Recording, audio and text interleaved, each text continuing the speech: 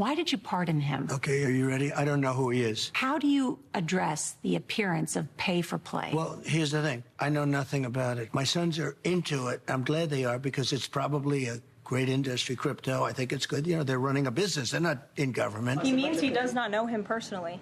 He means he does not have a personal relationship with this individual. He has officially ended the Biden administration's war on the cryptocurrency industry, and I think that's the message he sent with this pardon. Joining me now for his first interview is the founder, former CEO of Binance, Changpeng Zhao. Mr. Zhao, thank you for being here. Thank you for having me, Brad. Were you surprised by this pardon?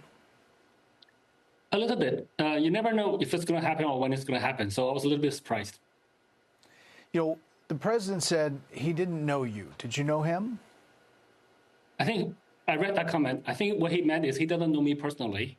We have never met. We have never talked. So I think he refers to me as the crypto guy in one of the first interviews he did after the pardon. So I think that's to the extent we know each other. And so you have met him? No, I have not met him, and I would love to. It would be a great honor for me. And what about his sons, who are in the crypto business?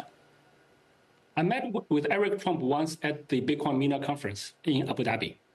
So talk to me about your charges. As the DOJ listed them, after you pled guilty, they put out a statement saying Changpeng Zhao made Binance, the company he founded and ran as CEO, into the largest cryptocurrency exchange in the world by targeting U.S. customers, but refused to comply with U.S. law. Binance's and Zhao's willful violations of anti-money laundering and sanctions laws threatened the U.S. financial system and our national security. That's how the Department of Justice in November of 2023 described you pleading guilty. Why did you plead guilty? I think it's the best way to confront the problem and solve it head on. Yeah, so I flew to the United States voluntarily from a non-extradition country and dealt with the issues. And so do you deny what they allege here and what put you behind bars? No, I do not. I do not have anything to debate on the charges. I do not have anything to debate on the plea. That's the last chapter of my book. I'm very happy to be pardoned by President Trump, and I'm ready to move forward. You're the first and only known first-time offender in U.S. history to receive a prison sentence for a single, similar non-fraud related violation. You say you were surprised by the pardon. How did it come about? So what I meant by surprise is I don't know when or if it's going to happen. So I believe my lawyers submitted the petition in April. It took a few months. I don't know the progress. There was no indication of how far you went along, et cetera. So then it just happened one day. Yeah.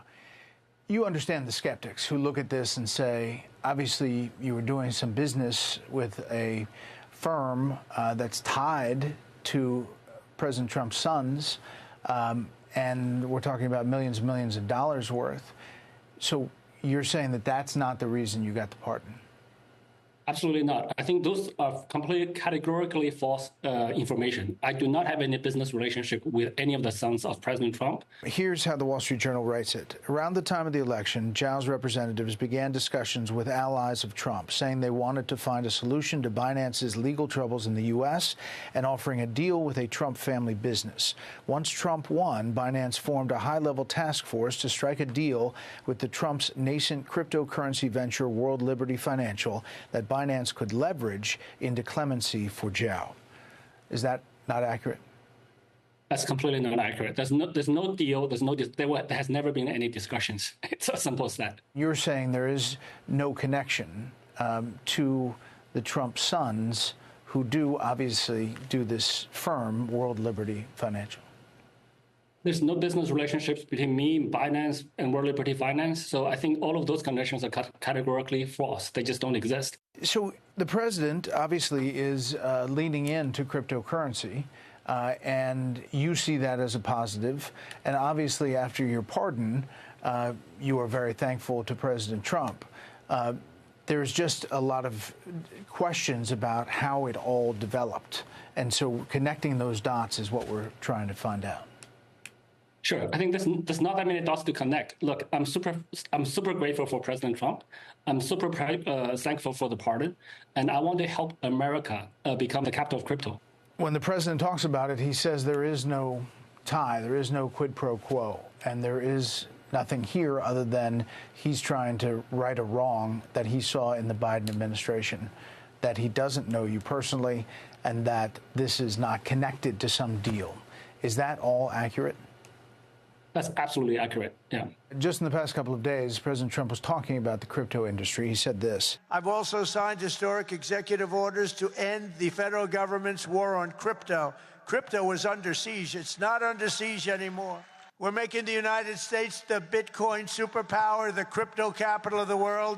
He's clearly leaning in. Do you support any kind of regulations as you see it now, going, where you've been, what you've faced?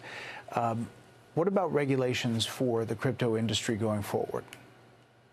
I'm very much in favor of clear regulations. So I think now U.S. does lead the world in terms of clarity on crypto regulations. I think the Genius Act passed. Again, I'm not a lawyer. I don't know all the details. But I think the more clarity we have in the industry, the better. I think in the last administration, even when I was charged, when I pled guilty, there wasn't any clear regulatory frameworks for crypto in the U.S. So I think now it's much clearer, and U.S. is definitely leading. And so finally, when you get the sentence of jail time, you're surprised. When you get the pardon, when it happens, you're surprised. And now you're trying to clear your name and move forward. Yeah, I believe my name's already cleared. So I'm just basically ready to move forward to do more positive impact things in my life. Yeah. Well, we appreciate you coming in, straightening things out. Thanks for the time. Thank you so much for having me. The Wall Street Journal has this response to Zhao's explanations and accusations, quote, "We stand by our reporting."